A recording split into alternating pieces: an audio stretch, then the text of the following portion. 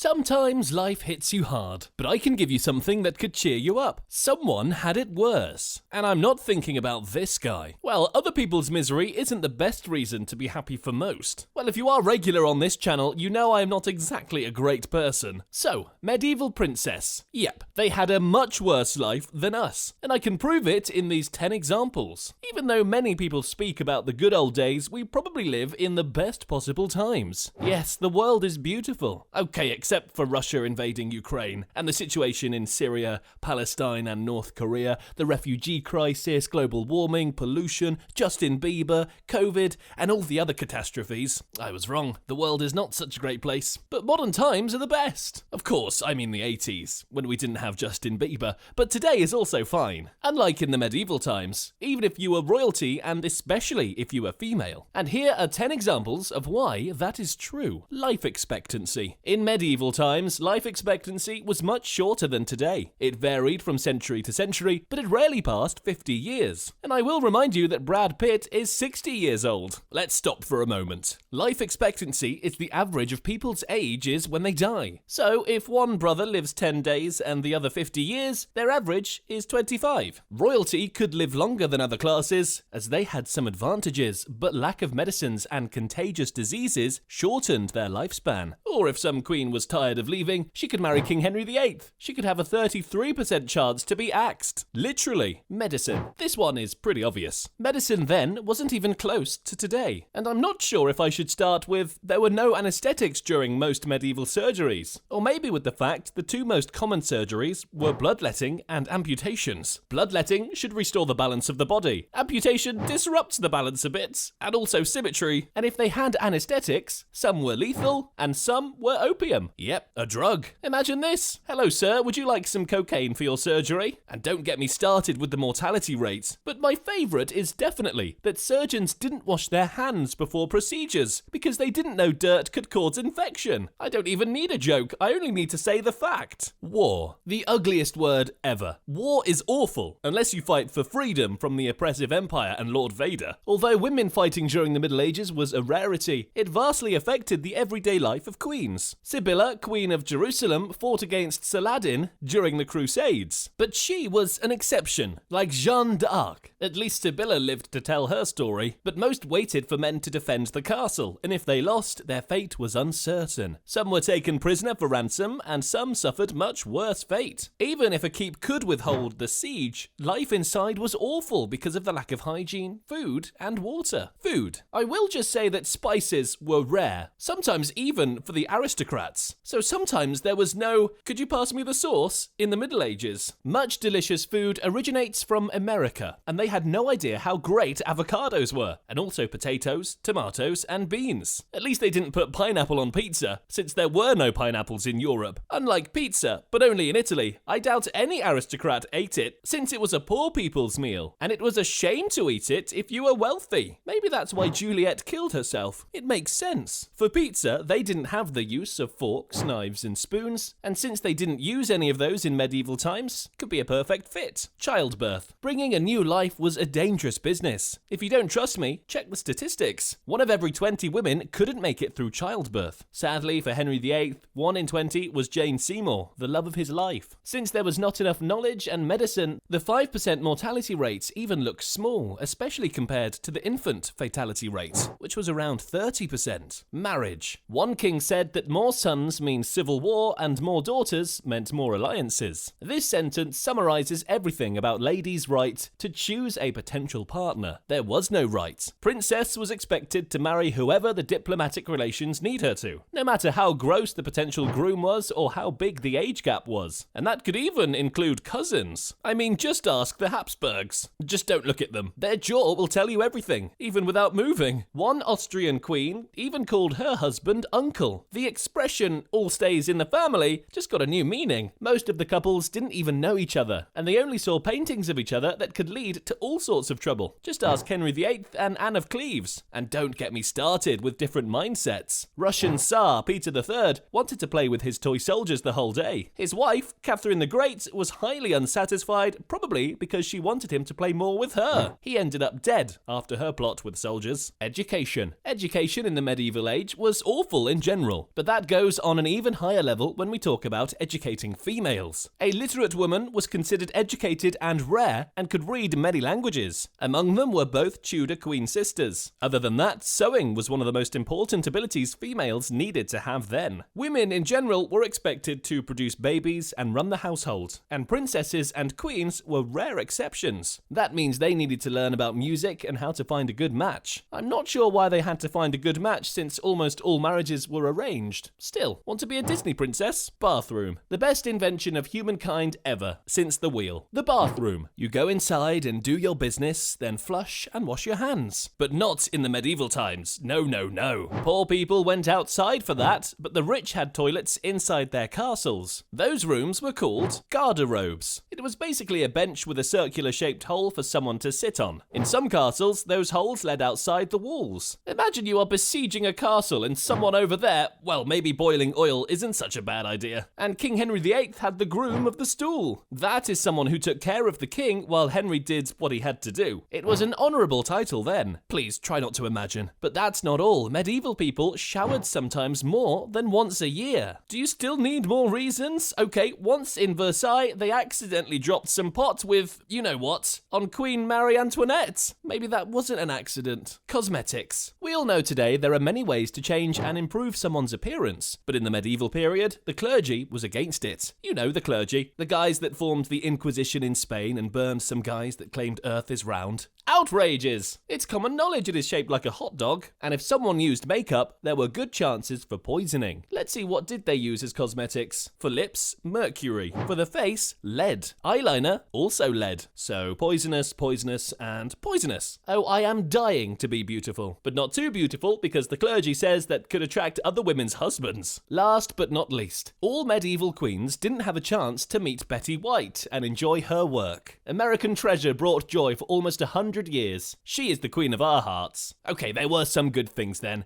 If someone annoyed you, you could just challenge them to a duel and murder them. Or call them into hunting, which is basically the same thing. Oh, what lovely times. So, my ladies, it is much better to live in today's times, even though it's full of people like Bill Cosby, Jeffrey Epstein, and Harvey Weinstein. At least there is progress today. So we should leave the princesses and honourable knights to fairy tales and enjoy the present. Oh, I made a mistake. Today's world is not the world of Jeffrey Epstein anymore. Too soon? I don't care. I'm late for my appointment at the spa, which is one more thing they couldn't do then.